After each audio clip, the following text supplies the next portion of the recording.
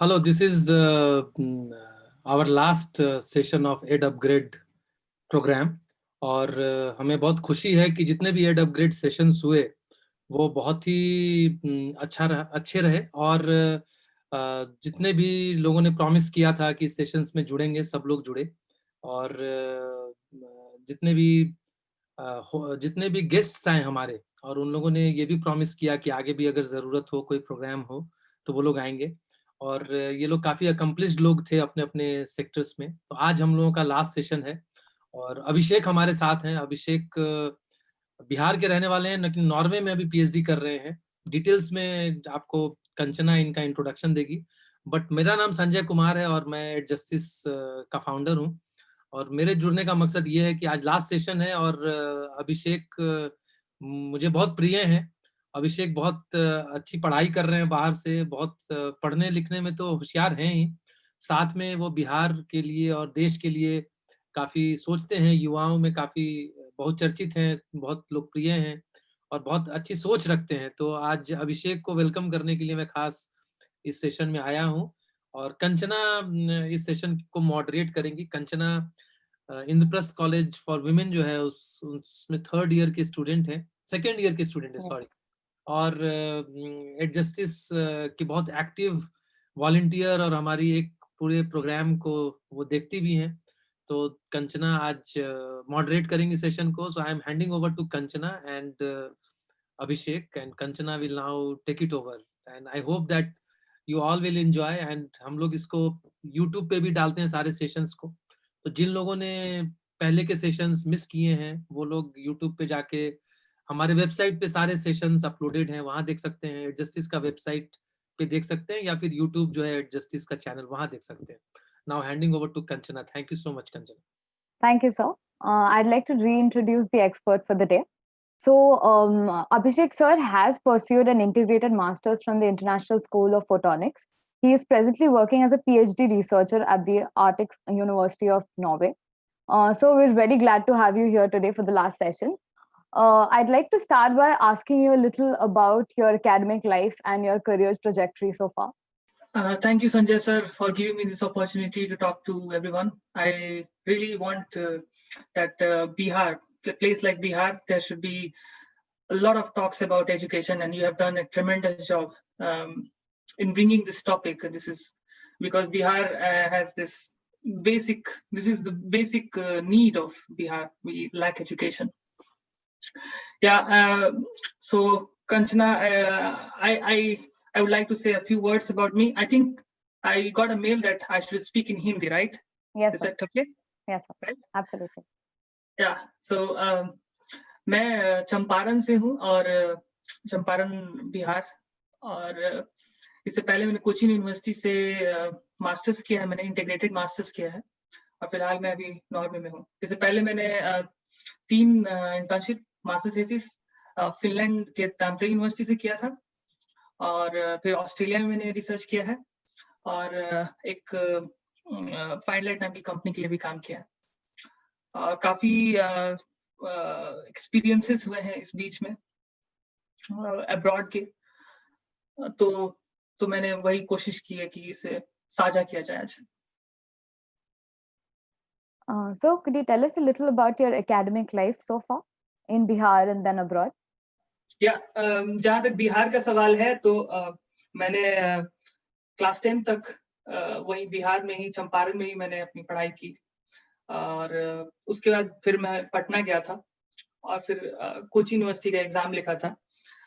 और वहाँ पे केवल 2 ऐसे सीट्स होते थे जो आउटसाइड केरलाइट्स, बिकॉज ये केरला का था और केरला सबसे मोस्ट लिटरेट स्टेट है। तो मेरे लिए एक अच्छा एक्सपीरियंस था लीस्ट लिटरेट स्टेट से मोस्ट लिटरेट स्टेट में जाना। और फिर वहाँ 2 ही सीट थे और फिर उसमें मेरा एक सिलेक्शन हुआ था। तो मैंने इंटीग्रेटेड मास्टर्स इन फोटोनिक्स किया, 5 साल का था, उसमें बैचलर्स और मास्टर्स इंटीग्रेटेड था। और सेकेंड ईयर में जब मैं था तो मैंने वहाँ SBNIT सूरत से इंटर्नशिप किया था। और जो लोगों को फोटोनिक्स के बारे में ज्यादा पता नहीं है, मैं बता दूं कि ये एक फिजिक्स का एक सब टॉपिक है जिसमें केवल लाइट के बारे में हम लोग पढ़ते हैं, और ये एक रिसर्च ओरिएंटेड है। और जो मास्टर्स इन फोटोनिक्स प्रोग्राम है कोचिन यूनिवर्सिटी का, ये एक यूनिक प्रोग्राम है जो और कहीं आपको शायद इंडिया में ना मिले, जो इंटीग्रेटेड है और पार्टिकुलरली इसमें फोकस करते हैं लाइट पर। तो ये एक रिसर्च ओरिएंटेड था, मुझे ये चीज पहले से पता था कि ऐसा है। और फिर जब मेरा थर्ड ईयर हुआ तो फिर मैंने अप्लाई किया हुआ था, काफी जगह अप्लाई किया हुआ था। तो आल्तो यूनिवर्सिटी फिनलैंड में मेरा सिलेक्शन हुआ, और वहाँ पे मुझे स्कॉलरशिप मिली, और फिर मैंने वहाँ जाकर रिसर्च किया 3 महीने तक, क्योंकि समर इंटर्नशिप एक ऐसी चीज होती थी जो हम लोग चाहते थे कि उसमें समर में कुछ ऐसा किया जाए जिससे एक एक्सपोजर मिले, नॉलेज बढ़े और हमारा सीवी भी बिल्ड हो, प्रोफाइल बिल्ड हो, क्योंकि वो आगे जॉब में और बाकी चीजों में हेल्प करता है। उसके बाद फिर 4th ईयर में भी फिर समर, क्योंकि हमारे अटेंडेंस नेसेसरी होता था, मैंडेटरी था। तो 4th ईयर में फिर अगले साल जब समर हुआ तो फिर उसमें हम लोगों ने अप्लाई किया था। तो मेरा फिर वहाँ टैम्परे यूनिवर्सिटी है फिनलैंड में, टैम्परे में, वहाँ में सिलेक्शन हुआ था, वहाँ से मुझे स्कॉलरशिप मिली थी, और फिर मैंने मास्टर थीसिस भी वहीं से किया था नेक्स्ट टाइम। और मास्टर्स खत्म करने तक मेरे पास बहुत सारे इंटर्नशिप्स हो गए, और 3 बैक टू बैक फिनलैंड से। और फिर इस बीच फाइंड लाइट नाम की कंपनी है जो कैलिफोर्निया में है, उसके लिए मैंने ब्लॉग राइटिंग भी किया था, और ये बीच में साइमल्टेनियसली चल रहा था कॉलेज के ड्यूरेशन में।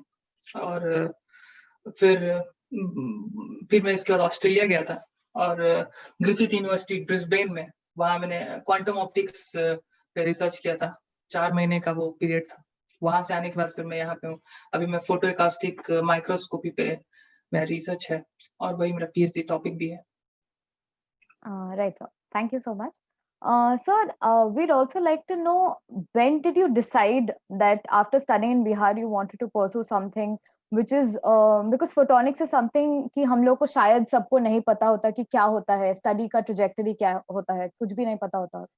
तो आपने कब डिसाइड किया कि आपको बाहर जाके पढ़ाई करना है, एंड वंस यू डिसाइडेड आपका एप्लीकेशन प्रोसेस कैसा था?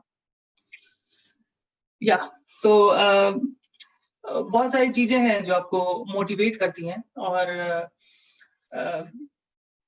जहां तक बात है कि मैंने क्यों रिसर्च ही चूज किया, तो कुछ चीजें हैं, जैसे कि मुझे सोलर सेल्स जो है वो काफी इंटरेस्टिंग लगता था।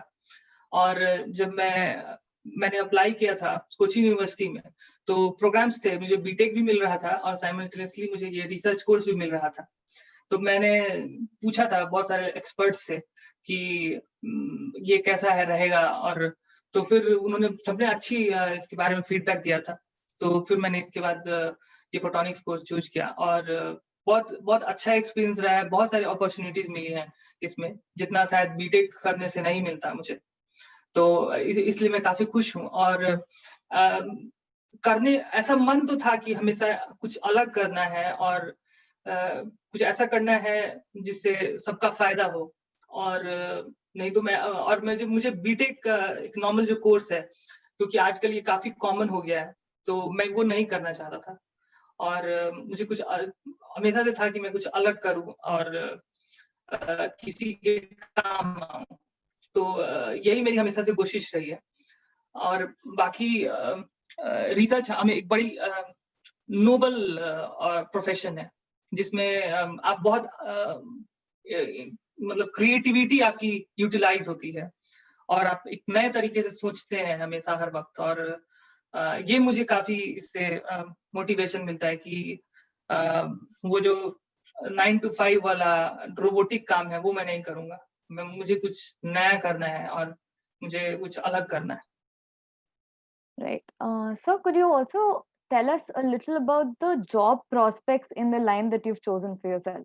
कि ये पढ़ने के बाद या पीएचडी करने के बाद हम लोग क्या फ्यूचर अपने लिए सोच सकते हैं इस लाइन में?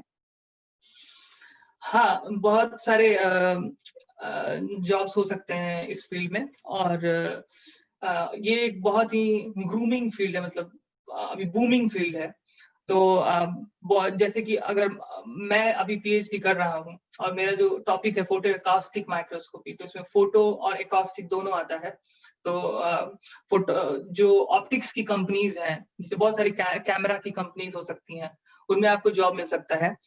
और साथ ही साथ जो अल्ट्रासाउंड की कंपनी है, उसमें भी मेरे को जॉब मिल सकता है। तो मेरे लिए 2 फील्ड ओपन है। ये तो हुआ इंडस्ट्री में आप जा सकते हैं।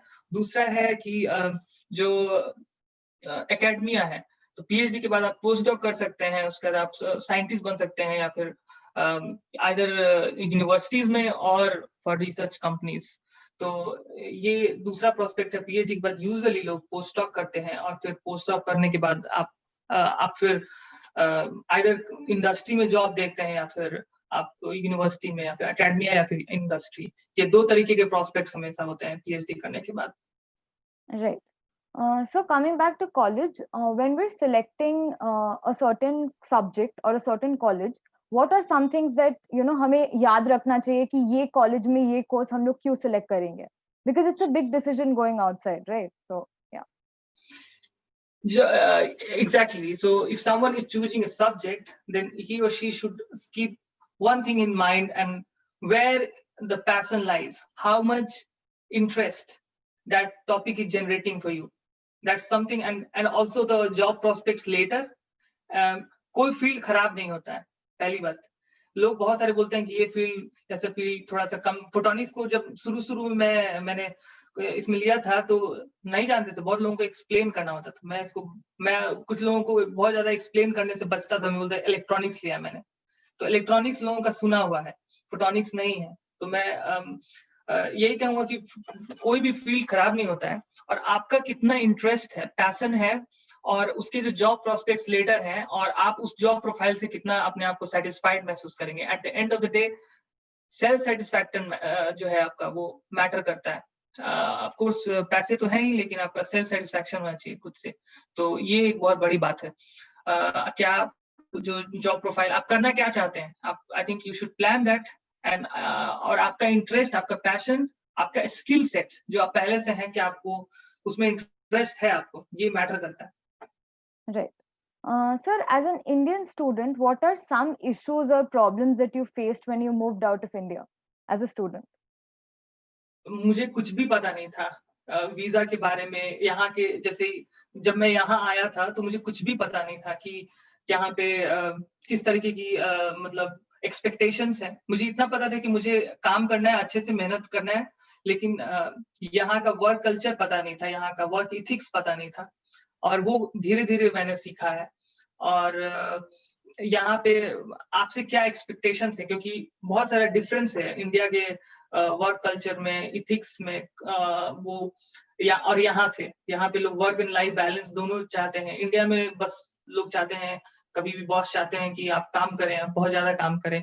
और मुझे वीजा में काफी प्रॉब्लम आई थी कि वीजा में कोई बताने वाला नहीं होता है कि आप कोई चीज को कैसे करेंगे, कहाँ पे आप अप्लाई करेंगे, जहाँ पे आपको मिलेगा, या फिर बहुत सारी चीजें हो सकती हैं जो आपको। सबसे जरूरी है डायरेक्शन ही आपको हो सकता है कि नहीं मिले। जैसे कि सपोज सब लोग चाहते होंगे कि मैं भी अब्रॉड जाके पढ़ूं, और सबको पता नहीं है कि कैसे अप्लाई करना है, और कहाँ अप्लाई करना है, और क्या क्या उसमें मुसीबतें आएंगी, ये पता नहीं होता है। और बहुत सारे लोग करते हैं, उनका फेलियर भी होता है, बहुत सारे लोग सक्सीड भी करते हैं, और या फिर बहुत सारे लोग बस सोच के ही छोड़ देते हैं, क्योंकि उनको लगता है कि मेरे से नहीं हो पाएगा, या फिर बहुत सारी इसमें मुसीबतें हैं कुछ लोग।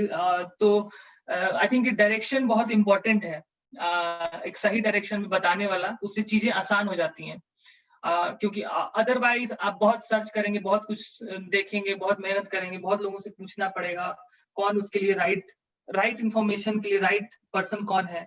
ये सब चीजें मुझे दिक्कतें आई थी। मैं हर बार मुझे ये प्रॉब्लम हुआ। पहली बार में बहुत ज्यादा हुआ, और पहली बार में मैंने एप्लीकेशन भी बहुत जगह डाला था। ऑलमोस्ट आप इमेजिन करिए, मैंने 1000 एप्लीकेशन पहली बार में मैंने डाला था, और फिर मैंने मतलब 1000 जगह जब आपको रिजेक्शन मिलता है, तो आप क्या मतलब एक जगह रिजेक्शन से लोग बहुत जल्दी ये हो जाता है। लेकिन मुझे था कि नहीं, मुझे चाहिए तो एक ही जगह, भले ही मुझे बहुत सारे रिजेक्शन मिल रहे हों, लेकिन मुझे चाहिए तो एक ही जगह, फाइनली वो मिल गया मुझे और बहुत अच्छी जगह मिला और स्कॉलरशिप भी मिली। तो मैं काफ़ी खुश था कि इतना सारा करने के बाद देखिए एक ऐसा हुआ है। तो कोशिश करते रहना चाहिए और कोशिश करते रहिएगा तो आपका हो जाएगा और कोशिश छोड़ दीजिएगा बीच में ही, जो ज़्यादातर लोग कर देते हैं, तो फिर आप शायद नहीं कर पाएँगे। Sir, बहुत सारी चीज़ें हैं sorry. इसमें। जी। Yes, sir. So when you said that you faced a lot of rejections, बहुत rejections मिली थी, बहुत backlash मिला था, तो आपने cope कैसे किया था? And how did you remember कि ये मेरा goal है और मुझे इसी तक पहुंचना है? ये ये एक मोटिवेशन है कि अगर आप किसी भी चीज को जब तक आप फिनिश करते हैं, अगर है आपके अंदर वो डिटर्मिनेशन होना चाहिए। और बुरा सबको लगता है फेलियर के बाद, और मैं हमेशा यही सोचता था कि जो होता है अच्छे के लिए होता है। अगर यहाँ से फेलियर भी हो रहा है तो वो अच्छे के लिए हो रहा है, कुछ अच्छा होने वाला है। ये मेरे दिमाग में हमेशा बैक ऑफ द माइंड चलता था कि अगर यहाँ से नहीं हुआ तो चलो यहाँ पे कुछ अच्छे, जो होता है अच्छे के लिए होता है बस। तो ये मेरे दिमाग में हमेशा था। और दूसरा था कि हमेशा कोशिश करते रहना है हमेशा। वो भले ही नहीं हुआ और थोड़ी देर के लिए मुझे भी निराशा होती थी, लेकिन आप फिर से जब स्टार्ट करते हैं किसी चीज को, फिर दोबारा से चलो फिर से करेंगे, फिर दोबारा से करेंगे, फिर दोबारा से करेंगे, क्योंकि मुझे बहुत बार हुआ ऐसा। और तो फिर आपको मतलब और आपके पास मतलब करना ही है। जब आपको करना ही होता है कि कोई चीज हाँ बिल्कुल मुझे करना ही है, तो आप वो हो जाता है फिर फाइनली। बहुत बहुत मेहनत होता है, बहुत मेहनत होता है। अब मैंने जब एप्लीकेशन स्टार्ट किया था तो मैंने अगस्त 2014 से स्टार्ट किया था। तो अगस्त, सितंबर, अक्टूबर, नवंबर, दिसंबर, जनवरी, फरवरी और मार्च, तो ये 9 महीने हो गए। तो 9 महीने मुझे रिजेक्शन मिलता रहा और फाइनली एक जगह मुझे चाहिए था, वो एक जगह हो गया। और वो फर्स्ट ब्रेक थ्रू था। जो फर्स्ट ब्रेक थ्रू हमेशा मुश्किल होता है, तो फर्स्ट ब्रेक थ्रू था, वो हो गया। और वो ब्रेक थ्रू कितने सारे मुश्किल के बाद मिला था। तो जब मैं वहां गया तो मैंने उसको पूरी कोशिश की कि मैं वहां पे बहुत अच्छे से काम करूं और बहुत ही वहां पे प्रोफेसर सब जितने सारे रिसर्चर लोग हैं वो सब लोग अच्छा एक इम्प्रेशन बने, और वैसा हुआ भी। और इसके बाद मुझे फिर आगे अपॉर्चुनिटीज मिलती गई। और वो एक लैडर है, जो लैडर पे आप स्टेप वाइज चढ़ते जाते हैं। तो ये वो आपको खुद से क्रिएट करना होता है। हर आदमी को अपना लैडर खुद से क्रिएट करना होता है जिसपे आप चढ़ पाए। तो मैंने मतलब ऐसे ही किया था। और हमेशा वो होना चाहिए कि आप कभी भी हार नहीं मानिए। गिव अप कर जाइएगा तो फिर नहीं होगा। तो आई थिंक ये जो सोच है आपको अपने आप में बिल्ड करना है कि आप कभी भी कोई भी चीज अगर आप चाहते हैं तो उसके लिए गिव अप मत करिए कभी भी, कि हाँ नेवर गिव अप। आप हमेशा लगे रहिए और वो हो जाएगा। सर, हम लोगों को आजकल बहुत स्कॉलरशिप और फेलोशिप का अपॉर्चुनिटी मिलता है to go abroad and pursue it, जिनको फाइनेंशियल रेस्ट्रिक्शंस होते हैं। But sir, how do we make a choice कि ये स्कॉलरशिप या ये फेलोशिप हमारे लिए ज्यादा बेनिफिशियल होगा? लाइक हम लोग क्या रिक्विजिट सोच के वो अप्लाई करेंगे स्कॉलरशिप में? बहुत सारे स्कॉलरशिप होते हैं, लेकिन अगर आपको सेलेक्ट करना है इन बिटवीन द स्कॉलरशिप की ये स्कॉलरशिप, तो आई थिंक कि फैक्टर्स हैं, बहुत सारे फैक्टर्स हैं जिसमें आपको ये देखना होगा कि ये कभी भी स्कॉलरशिप अगर कहीं मिल रहा है जैसे, तो वो किस कंट्री में है, और वहाँ का जो जहाँ पे मिल रहा है जिस यूनिवर्सिटी में, उसकी रैंकिंग कितनी है, किस कंट्री में यूनिवर्सिटी की रैंकिंग कितनी है। तो आप एक साइट है दुनिया भर की यूनिवर्सिटी है, वेबो मैट्रिसेस, जो लोग सुन रहे हैं उसको लिख लें, वेबो मैट्रिसेस करके। उस पे आप सारे वेबो मैट्रिसेस आप लिखेंगे तो सारी यूनिवर्सिटीज की उसमें लिस्ट आती है, रैंकिंग आती है। तो मैं उसी तरीके से सारे कंट्रीज का लिस्ट बनाता था कि इस कंट्री में ये यूनिवर्सिटी है और वहां पे मुझे यहाँ एप्लीकेशन करना है।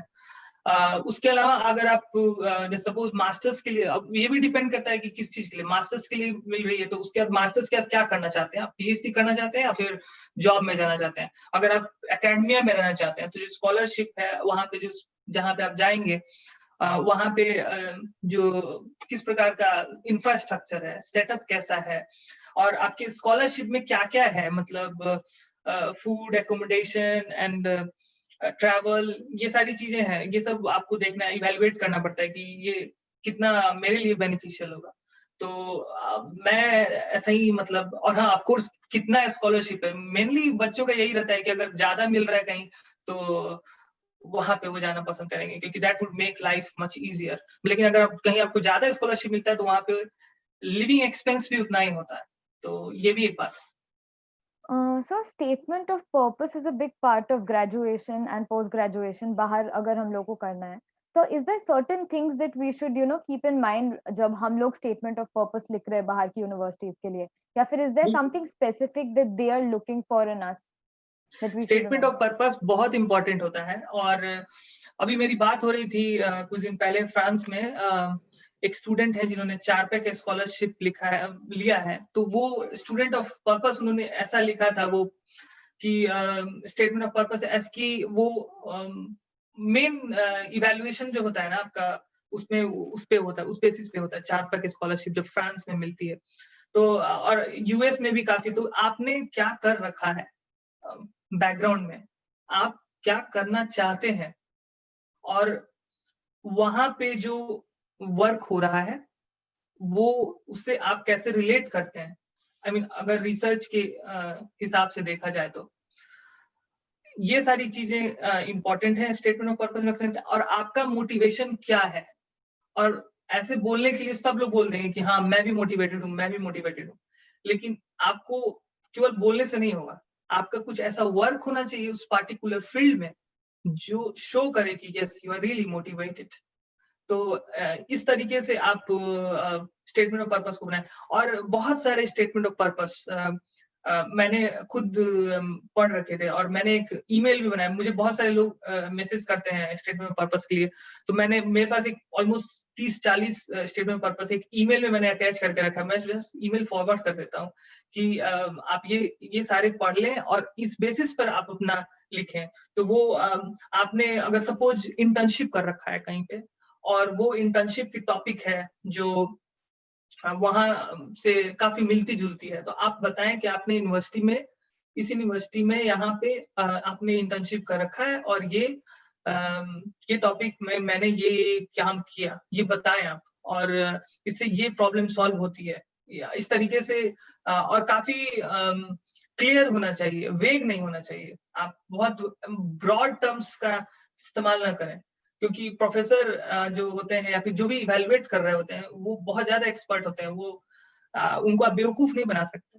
तो इसलिए काफी क्लियर और स्पेसिफिक जो भी है और ऑनेस्टली लिखें। ये चीज आई थिंक इम्पोर्टेंट है। मेरे पास बहुत सारा स्टेटमेंट ऑफ पर्पस है। मैंने भी यहाँ पीएचडी के लिए स्टेटमेंट ऑफ पर्पस लिखा था। मैंने उसमें आप अपना कॉलेज का जो सीजीपीए है ये सबको अच्छा रखना ही चाहिए।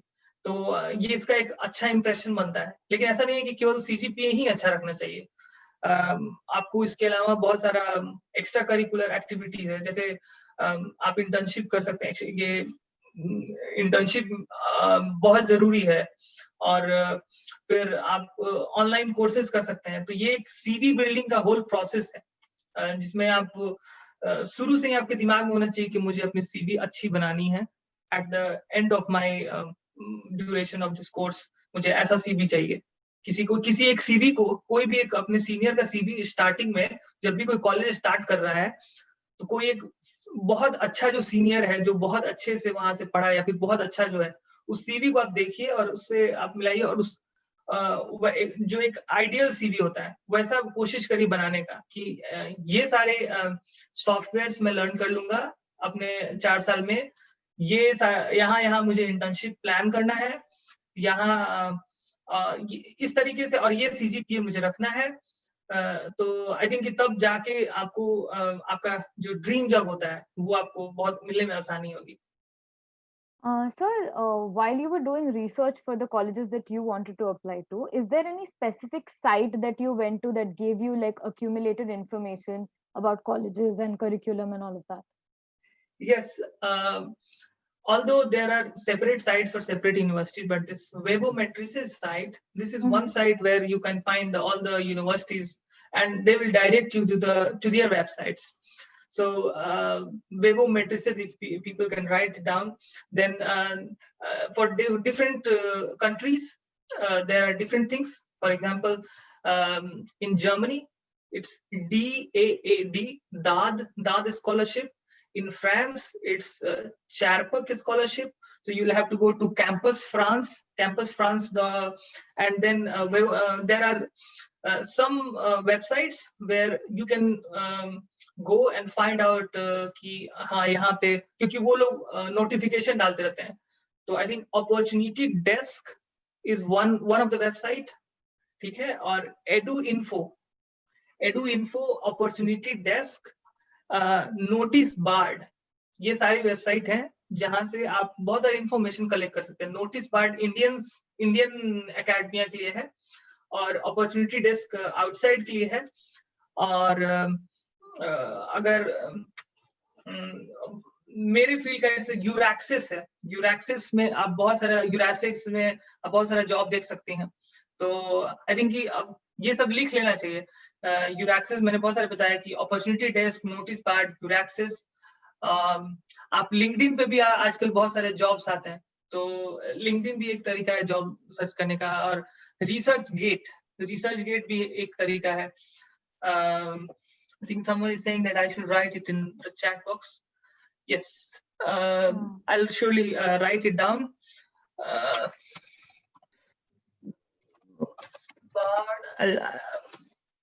आप जस्ट गूगल सर्च कर सकते हैं इन कीवर्ड्स के साथ, और आई थिंक उनकी वेबसाइट मिल जाएंगी आपको. और मैं बहुत सारा फेसबुक पे भी एक एडू इन्फो करके है, वहां पे भी आपको बहुत सारा एक ग्रुप है एडू इन्फो का, तो उसमें बहुत सारे इंटर्नशिप्स अपडेट करते रहते हैं. और यूरैक्सिस है. And for Norway there are a few countries जहाँ पे फ्री एजुकेशन है, जैसे जर्मनी, जैसे कि कुछ नॉर्डिक कंट्री जैसे स्वीडन, जैसे नॉर्वे. फिनलैंड भी था लेकिन अभी फिलहाल फिनलैंड नहीं है. तो यहाँ पे आपको एजुकेशन फ्री है और आप कभी भी फी नहीं पे करती हैं. तो आप बस फूड और एकोमोडेशन के लिए पे करते हैं. तो ये चीजें हैं. आई थिंक इसका बहुत लोगों को पता नहीं होता है, तो इसका फायदा लेना चाहिए. बहुत सारे लोग जर्मनी आते हैं और फिर यहाँ आने के लिए आपको आई थिंक IELTS एग्जाम होता है, वो एग्जाम आप क्लियर करना पड़ता है. लेकिन यूएस जाने के लिए डिफरेंट है कि आप आइदर टॉफल और ये GRE एंड टॉफल बोथ करते हैं. कवर लेटर भी एक बहुत इंपॉर्टेंट होता है. यूजुअली जो तरीके हैं वो ये है कि आप किसी फील्ड में इंटरेस्टेड हैं पार्टिकुलरली और आपके पास कोई आइडिया है, तो आप ईमेल लिखिए प्रोफेसर को, बड़ी अच्छे तरीके से एक ईमेल लिखिए. बहुत टाइम लगाइए उस ईमेल लिखने में, उसको फैब्रिकेट करने में ईमेल को, और फिर आप वो ईमेल भेजिए. और ईमेल भी भेजने का एक तरीका है, और आई थिंक उसका मैं लिंक दे सकता हूँ यहाँ पे, क्योंकि मैंने वो खोल रखा था कि वो एक आर्ट है कि कैसे ईमेल करना है प्रोफेसर को. और ऐसा होता है, यूजुअली देखा जाता है कि प्रोफेसर अगर मोस्टली रिप्लाई नहीं करते हैं, लेकिन आप बहुत जगह ट्राई करेंगे तो प्रोफेसर रिप्लाई करते हैं, जब अगर आपकी ईमेल बहुत अच्छी तरीके से लिखी गई है और आप जेन्युइनली इंटरेस्टेड हो. तो ये एक ब्लॉग है कि the art of emailing professors abroad. तो ये तो अगर प्रोफेसर्स अगर रेडी हो जाते हैं तो आपका काम आसान हो जाता है. और फिर आप वो जैसे बताते हैं, फिर वही बताते हैं कि आप ऐसे अप्लाई करो, या फिर ये फंडिंग में अप्लाई करो, या फिर इस प्रोजेक्ट में ले सकते हैं. तो वो फिर ये आसान हो जाता है. तो ये मैंने पढ़ रखा था, और मैंने फिर बहुत सारे ईमेल करने के नुस्खे, टिप्स वो मैंने इजाद किए थे कि ऐसे तरीके से ईमेल करना है. और तो आई थिंक इस तरीके से फिर जाके, मतलब आप जब भी आप अभी थोड़ी देर पहले पूछ रही थी कि आप क्या करते थे जब आपको हर बार रिजेक्शन मिलता, तो हर बार मैं नए तरीके से कुछ ट्राई करता था. Right. तो so could you tell us the difference between जो PhD structure यूरोप का है और जो इंडिया का PhD structure है, because as far as my information दोनों different है, तो आप बता सकते हो कि कैसे different है? हाँ, ये डिफरेंट है ऑफ कोर्स। हमारे इंडिया में बहुत सारे मायनों में इंडिया डिफरेंट है, क्योंकि जो यूरोप में जो पीएचडीज होती हैं, ये पहले तो ये बहुत ज्यादा रिसर्च पेपर्स क्वांटिटी पे नहीं जाते हैं, कि क्वालिटी पे जाते हैं। और यहाँ पे आई थिंक 3 ईयर और 4 ईयर, मैक्सिमम 4 ईयर, मेरा 4 ईयर का है। तो ये इससे ज्यादा नहीं मिलता आपको टाइम। इंडिया में आपको 5 ईयर, और इंडिया में एक एग्जाम होगा नेट, फिर उसके थ्रू आपको जाना पड़ेगा। यहाँ पे आपका इंटरेस्ट देखते हैं और आपका प्रीवियस बैकग्राउंड देखते हैं, और वो अगर बहुत एक्सीलेंट है तो आपको कोई ऐसा एग्जाम नहीं लिखना होता है, कि आपका इंटरव्यू होता है और इंटरव्यू के बाद आपको सिलेक्शन हो जाता है। ये और आई थिंक इंडिया में फिर टीचिंग करनी होती है और कोर्सेज करने होते हैं। यहाँ भी टीचिंग करनी होती है 4 ईयर लोगों को, और कुछ केसेस में टीचिंग नहीं करनी होती, मुझे टीचिंग करनी होती है। तो ये और खुद कोर्सेज भी करने होते हैं, अपने क्रेडिट्स पूरे करने होते हैं। तो मुझे 30 क्रेडिट्स पूरे करने होते हैं, और वहाँ पे जो कोर्स वर्क होता है, आई थिंक फर्स्ट ईयर में केवल कोर्स वर्क होता है। लेकिन यहाँ पे ऐसा नहीं है, कभी भी हो सकता है। ये स्ट्रक्चर में डिफरेंस है, और आपकी मर्जी पे है। और यहाँ पे कभी भी लोगों को फोर्स नहीं करते कि हाँ ये करो, वो करो, ऐसे करो, वैसे करो। आपको इंडिपेंडेंट छोड़ा जाता है और आप खुद से करते हो। वहाँ पे बहुत सारा डिपेंडेंस है अपने प्रोफेसर्स पे। बहुत सारा प्रोफेसर्स का एक अलग ये है, और वहाँ पे हम लोग हमेशा सर ये हम लोग बोलते रहते हैं। यहाँ पे प्रोफेसर को सर नहीं, प्रोफेसर को नाम लेकर बुला सकते हैं। मेरे प्रोफेसर का नाम फ्रैंक है, तो मैं कभी फ्रैंक सर नहीं बोलता हूँ, वो बहुत ऑकवर्ड साउंड करेगा। ये भी एक डिफरेंस है। और दूसरी सैलरीज की डिफरेंस है। यहाँ पे पीएचडी नॉर्वे में खास करके एक एम्प्लॉयमेंट है, और ये एक जॉब है। जो जॉब में जो फैसिलिटीज मिलते हैं आपको, वो सारी कन्वीनियंसेस यहाँ पे मिलते हैं आपको। ना कि आप एक स्टूडेंट की तरह ट्रीट किए जाते हैं, कि हाँ जैसे वहाँ पे है। वहाँ भी अभी स्थिति थोड़ी सी सुधरी है, लेकिन यहाँ पे एक जॉब है ये, तो आपको एक सैलरी मिलती है, और पेंशन, ये सब कुछ जितना भी स्कीम है नॉर्वेजियन गवर्नमेंट का, वो सब के आप बेनिफिशियरी होते हैं। ये डिफरेंस है। और मतलब वर्किंग आवर्स, आई थिंक मैंने देखा है पीएचडी करते हुए इंडिया में भी लोगों को, तो वो बहुत दिन रात लैब में रहते हैं, रात में भी घर वहीं पे खाते हैं, बहुत दिन रात हमेशा रहते हैं। ऐसा यहाँ पे थोड़ा सा माहौल रिलैक्स्ड है, और इस तरीके से आपको फोर्स नहीं करते कि आप हमेशा लैब में ही रहो, या फिर हमेशा, कि आपकी मर्जी पे है। आपके वर्किंग आवर्स काफी फ्लेक्सिबल है। So you had told us कि आपने बहुत सारी इंटर्नशिप्स करी है, वहाँ पे ब्लॉग राइटिंग भी करी है। So could you tell us a little about जो एक्सपीरियंसेस आपने वहाँ पे देखी है इंटर्नशिप की, या फिर किसी और डायरेक्शन में अगर आपको जाना है तो आपने कैसे उसको परस्यू किया है, तो उसके बारे में थोड़ा। इंटर्नशिप में जब पहली बार मैं गया था, अब सेकेंड ईयर में, तो वो मेरा पहला इंटर्नशिप था एनआईटी सूरत में। तो वो सिमुलेशन वर्क था, और 2 महीने के लिए ही था।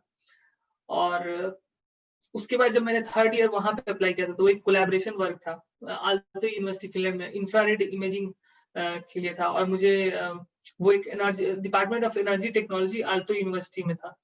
तो वहां से ये पूरी कहानी है, लेकिन मैं वही चीज बताना चाहूंगा जो और लोगों के लिए जो बहुत ही जो फायदे का हो। तो मैंने वहां से ये चीज सीखा कि मतलब अपने काम के प्रति लोग काफी ऑनेस्ट हैं, और जब भी काम करते हैं तो केवल काम करते हैं। और वर्क लाइफ बैलेंस सीखा मैंने वहां से। और कि वर्क, क्योंकि मैं यूजुअली वहां पे कभी कहीं जाता नहीं था, और क्योंकि मेरे कोई दोस्त नहीं थे वहां पे, तो मैं हमेशा लैब में रहता था। और मेरे प्रोफेसर आके बोलते थे कि I think you should take some leave and go for playing cricket और समथिंग। तो क्योंकि वहां पे वर्क लाइफ बैलेंस काफी जरूरी है, और लोग ऐसा करते हैं कि वर्क के टाइम पे वर्क एंड लाइफ के टाइम पे लाइफ, ऐसा है। लेकिन हमारे इंडिया में ऐसा नहीं, कभी कोई आके आपको बॉस बोलेगा ऐसे, कि मोस्टली नहीं बोलते हैं लोग। वो लोग हमेशा चाहते हैं कि आप रोबोट की तरह हमेशा काम करते रहे। ये चीज मैंने वहां से देखी। और फिनलैंड में जो इंटर्नशिप हुआ, ये बहुत ही मतलब लाइफ चेंजिंग था, और बहुत सारे एक्सपोजर्स मिले। और बहुत सारे दुनिया के अलग-अलग कंट्रीज के लोगों के साथ काम करने का मौका मिला और टेक्निकली तो बहुत सारी चीजें सीखी ही मैंने।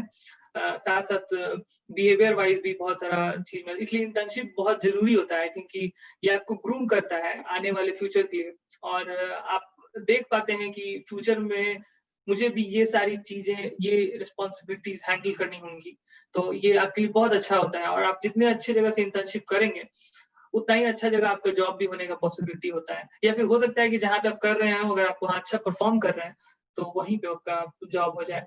तो जहाँ तक ये ब्लॉग राइटिंग का सवाल है, तो ये 4th ईयर में मेरे साथ हुआ था और ये फाइनलाइट नाम की एक कंपनी है जो कैलिफोर्निया में है और इसके लिए मैंने ब्लॉग राइटिंग किया था। अगर आप फाइनलाइट की वेबसाइट खोलेंगी तो डिड यू नो एक करके एक सेक्शन है, did you know about this product, तो वो सारे चीज जितने भी प्रोडक्ट्स उस पे हैं वो मैंने ही लिखे हैं और ये 3 साल चला। फाइनली वो मैं मेरा ऑलमोस्ट परमानेंट हो गया था, लेकिन ये पीएचडी की वजह से मुझे वो रिजाइन करना पड़ा वहां से। तो लेकिन वो बहुत अच्छा रहा मेरे करियर के लिए, क्योंकि आपको पीएचडी में एडमिशन लेने के लिए आपको रिकमेंडेशंस की भी जरूरत होती है और किसी कंपनी का अगर सीईओ आपके रिकमेंड कर रहा है on basis of your work, तो वो एक बहुत अच्छा इम्पैक्ट छोड़ता है कहीं पे भी। तो इस तरीके से आपको रिकमेंडेशंस भी बहुत अच्छे मिलने चाहिए। आपको अगर मास्टर्स में भी आप अप्लाई कर रहे हैं कहीं पे भी, तो रिकमेंडेशन अपने सीवी में ऐड करने के लिए, और एक सीवी मेकिंग भी एक आर्ट है। तो आई थिंक एक वेबसाइट है, मैं लिख सकता हूँ सीवी मेकर, तो वहां से वेबसाइट में बनाता था। आई थिंक वहाँ बहुत अच्छा टेम्पलेट होता है जिसमें आप इंफॉर्मेशन भरते हैं, अलग अलग तरीके से वो प्रेजेंट करते हैं। सीवी मेकर का वेबसाइट आप जस्ट अगर गूगल करेंगे तो वेबसाइट आ जाएगा। तो ऐसे में मतलब सीवी बनाता था और उसमें बहुत सारे रिकमेंडेशंस आपको चाहिए होते हैं।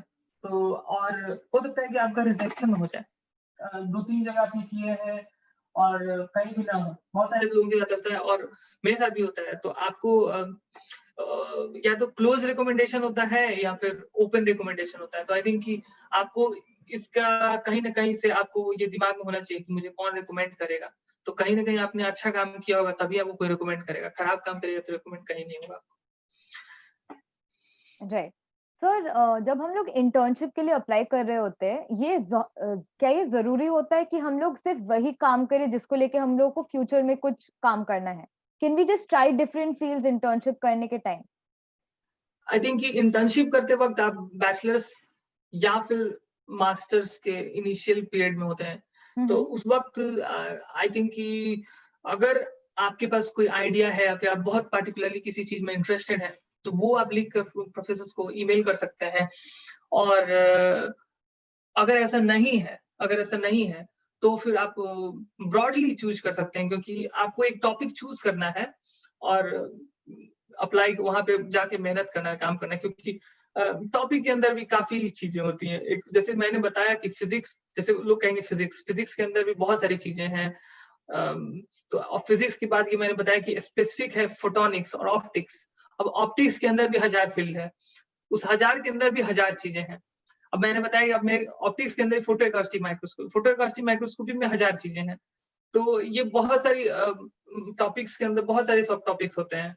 तो इसलिए बैचलर्स लेवल पे अगर आपने टॉपिक नहीं डिसाइड किया तो it's not a crime, you can choose any topic. But एक ऐसा होता है कि अगर आप एक ही टॉपिक पर कंटिन्यूअसली काम कर रहे होते हैं तो आप उस फील्ड के एक्सपर्टीज बन जाते हैं, तो उस आपको फायदा होता है बाद में। अगर आप अलग अलग टॉपिक पे काम करेंगे तो आप किसी फील्ड के एक्सपर्ट नहीं बनेंगे। तो ये भी एक बात है। तो इसलिए कोशिश करना चाहिए कि एक ही फील्ड, एक बार आप फील्ड चूज करें तो उसमें आप इस तरीके से काम करें कि उसी फील्ड में फिर आप आगे काम करते चलें।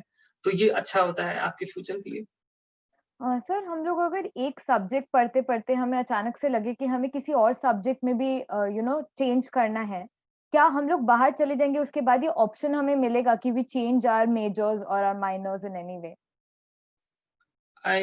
ये इसके बारे में कभी मैंने सोचा नहीं है और मैंने देखा है बहुत सारे लोगों को, लेकिन ये थोड़ा मुश्किल होता है कि आप एक बार कुछ कर लें और सपोज आपने मास्टर्स कर लिया इस फील्ड से और अब आप अपना फील्ड चेंज करना चाहते हैं, तो आई थिंक आपको फिर दोबारा उस फील्ड का, अलग वाले फील्ड का, फिर बैचलर्स करना होगा, फिर मास्टर्स करना होगा, ऐसा ऐसा करना होगा आपको। ऐसा ऐसा भी करते हुए मैंने देखा है। तो फिर ये टाइम टेकिंग होता है ज़्यादा, आपको फिर ज़्यादा वक़्त लगाना पड़ेगा इसमें। ऐसा इट्स पॉसिबल ऑफ कोर्स, आप अगर चाहें तो आपको कोई रोकेगा तो नहीं, लेकिन ये इसमें समय ज़्यादा लगेगा फिर। राइट। सर, पैंडेमिक के वजह से हमने देखा है कि एकेडमिक्स में बहुत शिफ्ट आ गया है। लाइक अभी तो लोग ज्यादा कंसिडर कर रहे हैं वेदर हायर एजुकेशन करना चाहिए कि नहीं, बिकॉज बहुत लोगों का फाइनेंशियल रेस्ट्रिक्शन बहुत बढ़ गया है। तो सर, आपको क्या लगता है कि इसके बाद people will apply less abroad, क्योंकि the pandemic has taken place, अभी सबको पता चल गया कि बाहर जाना बहुत रिस्की भी है, other than the financial aspect of it? हाँ, लेकिन आई डोंट थिंक कि इससे बहुत ज़्यादा रिस्ट्रिक्शन ऐसा होगा कि people will be less motivated to apply. हाँ, ये मैं देख रहा हूँ, मैंने इस पेंडेमिक में भी बहुत सारे लोगों को देखा है अप्लाई करते हुए और स्कॉलरशिप लेते हुए।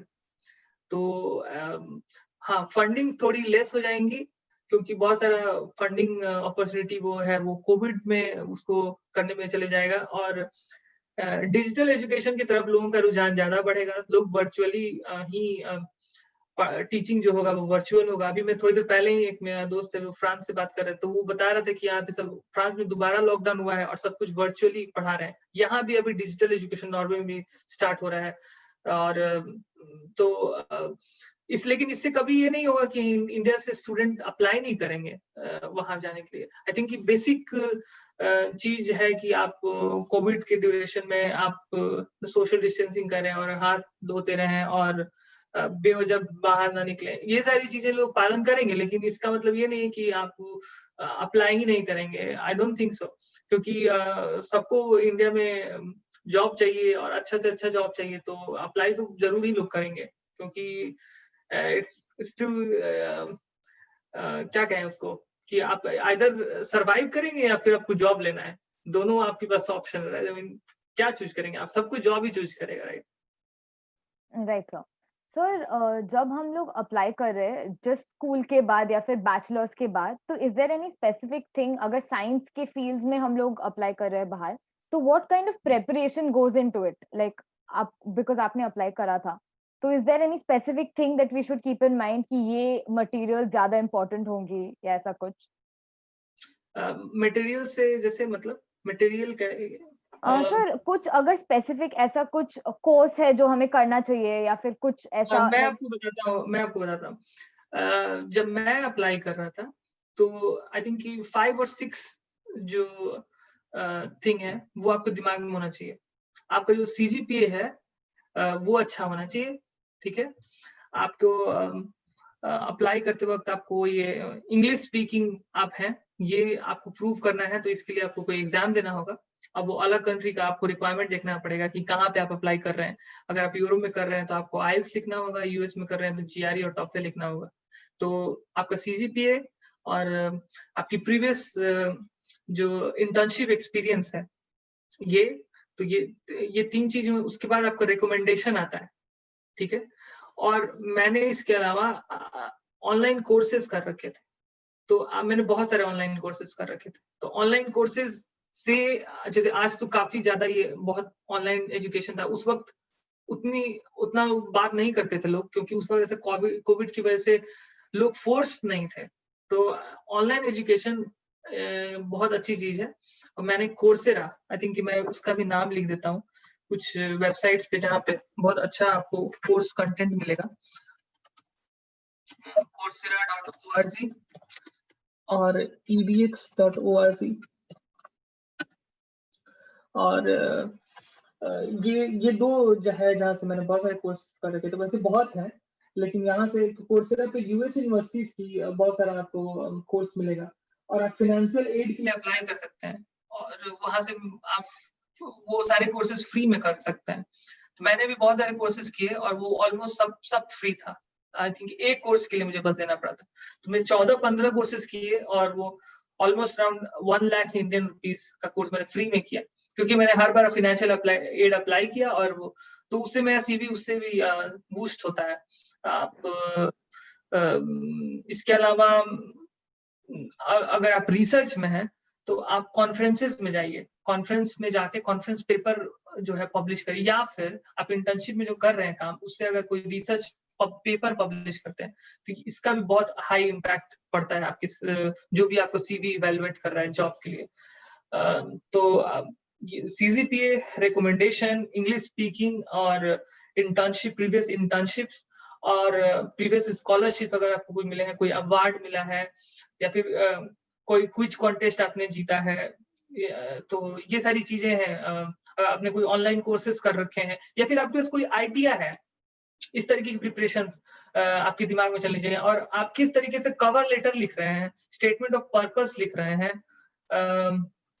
ये सब, ये भी एक अच्छे से आप लिखिए इसको, और उसके पीछे पूरा मतलब टाइम दीजिए कि और सीवी बिल्डिंग, सीवी मेकिंग, ये सारी प्रिपरेशंस हैं। और जहां आप अप्लाई कर रहे हैं, सपोज किसी प्रोफेसर के पास अप्लाई कर रहे हैं, तो उस प्रोफेसर के बारे में देखिए कि वो क्या करते हैं, उनका एक्सपर्टीज किस फील्ड में है।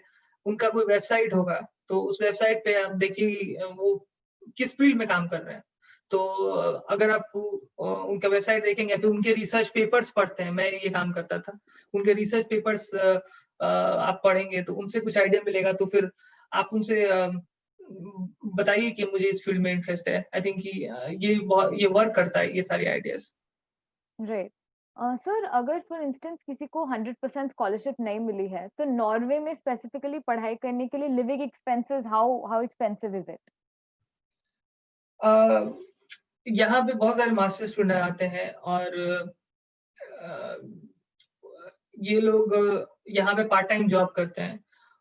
तो लिविंग एक्सपेंसेस अगर आप इंडिया से 1 लाख से नीचे ही आएगा, लेकिन 50,000 टू 1 लाख के बीच में, ये डिपेंड करता है कि आप कितना स्पेंड करते हैं। लेकिन 50,000 टू 1 लाख के बीच में आपका एक स्टूडेंट का मंथली एक्सपेंडिचर आएगा। लेकिन एजुकेशन फ्री है। सबसे पहले आपको अप्लाई करना होगा वेबसाइट पे जाके, स्टडी इन नॉर्वे करके एक वेबसाइट है, उसमें बहुत सारी इंफॉर्मेशन, studynorway.no। तो ये एक वेबसाइट है जहाँ पे आपको बहुत सारी इंफॉर्मेशन मिलेगी। UIT, जहाँ पे मैं हूँ, UIT Arctic university of Norway, UIT का भी अपना वेबसाइट है जहाँ पे अभी एप्लीकेशंस लिए जा रहे हैं, तो यहाँ भी जा सकते हैं।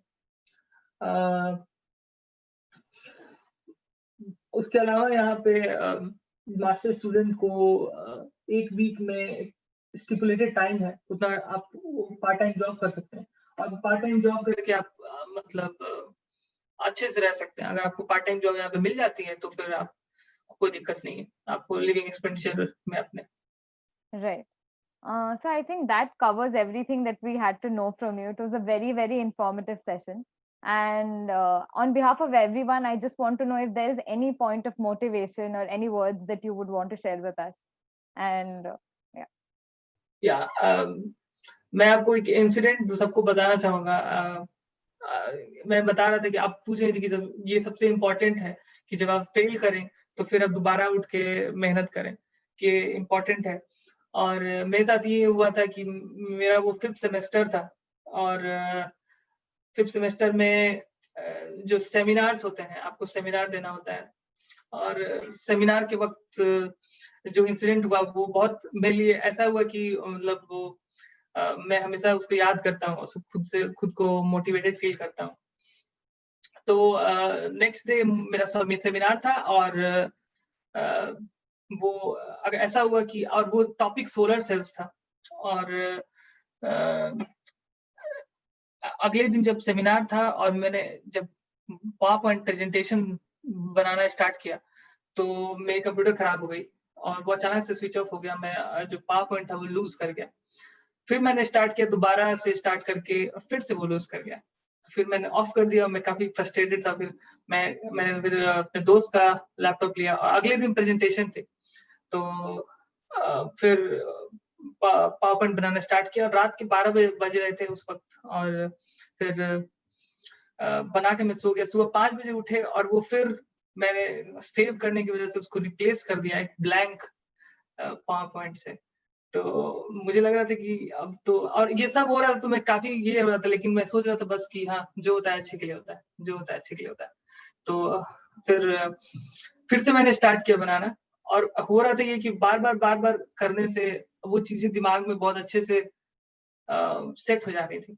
तो फिर मैंने 5 बजे से 8:30 बजे तक 38 स्लाइड्स बनाए और फिर प्रेज़ेंटेशन के वक़्त यूजुअली लोग प्रेज़ेंटेशन की तरफ देखते हैं, मैं प्रेज़ेंटेशन की तरफ देख ही नहीं रहा था। और वो बहुत अच्छा प्रेज़ेंटेशन गया और सबने काफ़ी तारीफ़ की और उसका रिज़ल्ट आया तो वो out of 50 it was 49 numbers और वो कभी ऐसे यूनिवर्सिटी में किसी को आया नहीं था। तो मुझे काफ़ी खुशी हुई कि ये अगर मैंने उस दिन रात में मेरे दिमाग में ऐसा आ रहा था कि मैं बोल देता हूँ कि मैं कंप्यूटर खराब है कि लेकिन ऐसा मैंने किया नहीं और मैंने कहा कि नहीं I would of course give a try once more क्योंकि कोशिश आपके हाथ में होती है। आपको आपके हाथ में और कुछ नहीं है। बस आप कोशिश कर सकते हैं हमेशा, कोई भी चीज़ के लिए। तो कोशिश हमेशा करते रहना चाहिए और अगर आप कोशिश करते रहेंगे तो ऑफ कोर्स आपको उसका आउटकम मिलेगा, लेकिन आप पहले कोशिश करते रहिए, कोशिश। और जो बहुत ज़्यादा कोशिश करते रहते हैं उन पे आज के टीनेजर्स में से मैं देखता हूँ कि जो लोग कम कोशिश करके और ये कुछ मिलता है उनको तो वो लोग में बहुत ईगो होता है और जो लोग बहुत ज़्यादा कोशिश करके कुछ पाते हैं, तो उनको फ़र्क ही नहीं पड़ता है क्योंकि उन्होंने कोशिश इस तरीके से की है कि they are self satisfied in their own. तो आई थिंक कि हरिवंश राय बच्चन की कविता भी है कि कोशिश करने वालों की हार नहीं होती, लहरों से डर कर नौका पार नहीं होती। Thank you so much, sir, for the great session. And we'd love to stay in touch with you if there's anything that our students would want. We would want to not only use the information you've already given us, but in case if there is anything that we can know Yeah, more. they can email me. I will surely give a reply. And a lot of people ask me on LinkedIn, and I try to reply them with my best effort और अगर किसी को कुछ पूछना होता है खास करके एप्लीकेशन में तो I am very open and I try to help as much as possible. Thank you so much, sir. Thank you for the session. Welcome, thanks, thank you.